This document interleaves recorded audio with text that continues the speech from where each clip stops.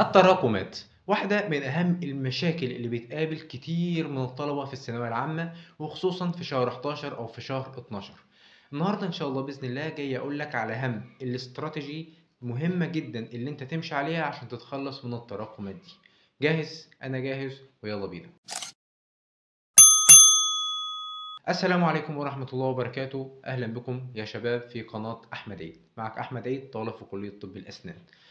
أول حاجة عشان تعرف تتخلص من التراكمات، تعرف إن المشكلة مش في التراكمات، المشكلة إن أنت ما تعرفش إزاي تتعامل مع التراكمات، وتعرف إن التراكمات ده شيء طبيعي. يعني أي طالب مثلا لو هو حتى ماشي بيرفكت بياخد المحاضرة بيذاكرها فغصب عنه مع كثرة المحاضرات ومع كثرة الدروس. وطبعا احنا في الثانوية العامة مثلا فتلاقي كل مدرس بقى نازل باقي الدروس والمحاضرات والواجبات بتاعته، ويلا بقى امتحان لما تخلص مثلا شابتر معين او فصل معين فبيحصل عندك امتحان، فانت بتوقف بعض المواد عشان تركز على الامتحان ده، فبتلاقي المواد التانية بتسقط منك محاضرات وسقط منك دروس وهكذا. فاحنا دخلنا في المدعك اللي هي بتاع الثانويه العامه دي، واحنا عارفين انه عندك محاضرات كتير وعندك دروس كتير، ولكن تاجي وقت كده بقى انت بتلاقي ان المحاضرات او الحاجات المتراكمه عليك بتكبر بتكبر بتكبر. فانت لو بتتفرج عليها في الفيديو ده وانت عندك المحاضرات الاشياء المتراكمه عليك قليله، فانت تحمد ربنا.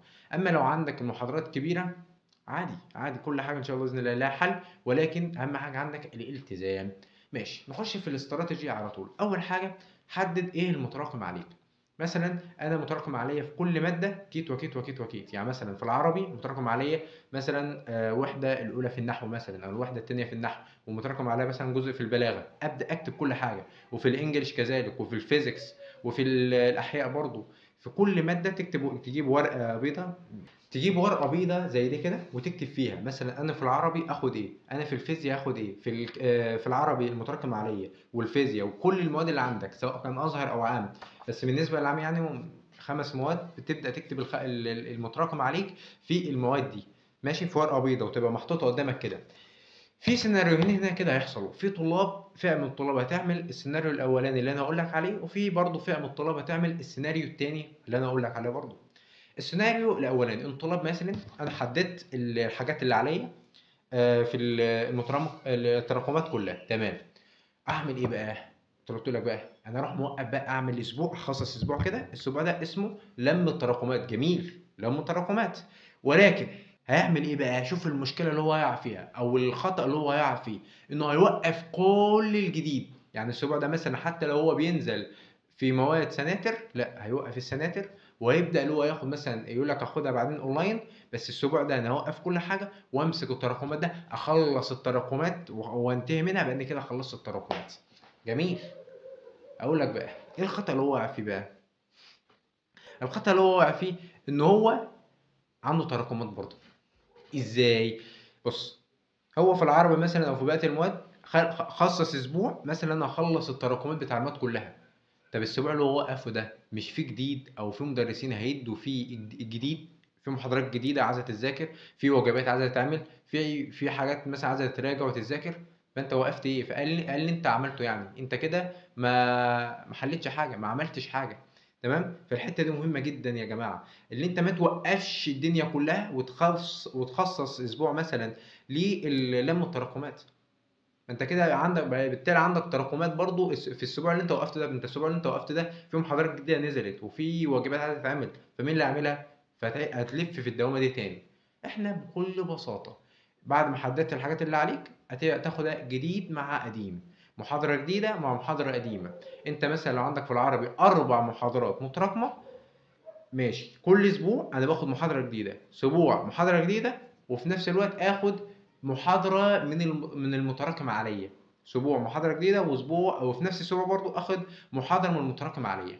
فانا بمشي بالتوازي، فبالتالي انت بتنهي التراكمات وبرضه ماشي مع الجديد، مفيش حاجه واقعه منك. تمام. الفكره دي او الجزء ده مهم جدا، اللي هو اصلا السيناريو التاني اللي هو مع الطلاب التاني اللي انا كنت اقول لك عليه بقى، اللي هو ماشي مع الجديد وفي نفس الوقت بياخد محاضرة جديد مع محاضرة قديم، فهو بيلم الاتنين مع بعض. تاني حاجة كنت عايز انوه عليها، في مثلا في بعض المواد فصول عاملة ايه، مبنية على بعض، يعني الفصول مبنية على بعض أو مثلًا مرتبطة ببعض، وأنت راكمت فصل مثلًا، الفصل الأول مثلًا، أنا باقول مثلًا الفصل معين فصل أول وفصل تاني، الفصل الأول ده أساس للفصل التاني، ماشي، وأنت كنت مراكم الفصل الأول ده، والفصل التاني مبني على الفصل الأول، وأنت رُحت داخل في الفصل التاني على طول. وأنت الفصل الأول ده مثلًا فيه 4 محاضرات والّا 5 ماشي، أنت راكمتهم، لأ، فأنت ما عندكش حل بقى كده، الحل الوحيد اللي أنت تمسك الفصل ده على مثلًا يومين والّا 3، لكل يوم محاضرتين يا 3، وتبدأ اللي أنت تخلّصه عشان ما دي مبنية على دي، ما أنت كده مش هتفهم الفصل التاني، ما أنت لو ما ذاكرتش الفصل الأول طالما الفصل الأول ليه علاقة بالفصل التاني، ما أنت لازم تفهم الفصل الأول، أنا باقول الكلام ده مثلًا يا جماعة، ماشي؟ فأنت لو عندك فصل مثلًا أو عندك chapter ليه علاقة بالchapter تاني، لأ، لازم تخلّص الchapter الأولاني، الفصل الأول لازم يخلص، تقعد قاعدة كده مثلًا يوم والّا 2 تخلّصه، تمام؟ عشان تبدأ اللي أنت تفهم الفصل التاني، عشان أنت كده تخش في الفصل التاني في أساسيات بتاع الفصل الأول أنت محتاجها ما أنت مش فاهمها، فتلاقي اتراكموا الفصلين كده، كده الفصلين هيتراكموا عليك، لأ فأنت تقعد قعدة دي بقى اللي أنت مستحق اللي أنت تقعد قعدة، اللي أنت توقّف مثلًا يوم والّا باقول لك يوم والّا 2 وتخلّي لهم الوقت الأكبر، يعني مش طرف اليوم أنت قاعد عليهم، لأ مثلًا أنت خلّي له مثلًا جزء مثلًا لو عندك درس والّا حاجة، لأ انزل الدرس بتاعك عادي جدًا، ولكن أغلب الوقت أنت بتخلّص الفصل ده أو الموضوع ده، عشان هو ليه علاقة بموضوع تاني.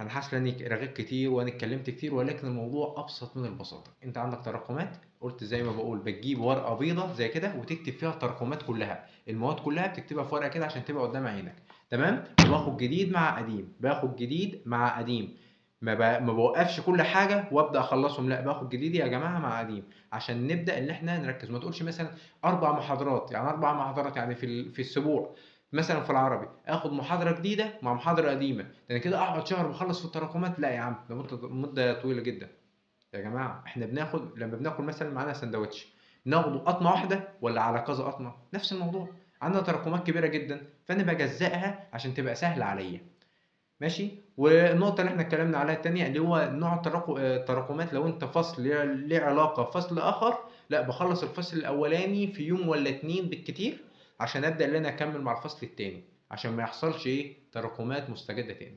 وحاول يا جماعة إن إحنا نذاكر أول بأول. أنا عارف إن أنا مثلًا في الجامعة بيحصل تراكمات وإحنا لو عندنا امتحان بنلم ال4 محاضرات في يوم، ولكن ثانوية عامة مختلفة شوية عن الجامعة. تمام، ثانوية عامة محتاجة اللي هي أنت بتحل فيها كتير، فأنت لازم بقى اللي أنت إيه، بتذاكر أول بأول، المحاضرة بتحل عليها، وطبيعي اللي أنت تراكم، ولكن طبيعي اللي أنت يحصل تراكم، يعني أنت ما تزعلش، بس اللي أنت تاخد أكشن على طول. في تراكمات لأ، أبدأ اللي أنا إيه، أتحرك وأنا قدمت لك الحلول أهي، واستخدم الحلول دي وطبقها، تمام، بالذات اللي إحنا في شهر 11 أو شهر 12. بس كده يا شباب، أتمنى إن أنت الفيديو يكون أنت استفدت منه، وانشر الفيديو الدال على الخير كفاعله. أراكم دوما بخير. سلام عليكم.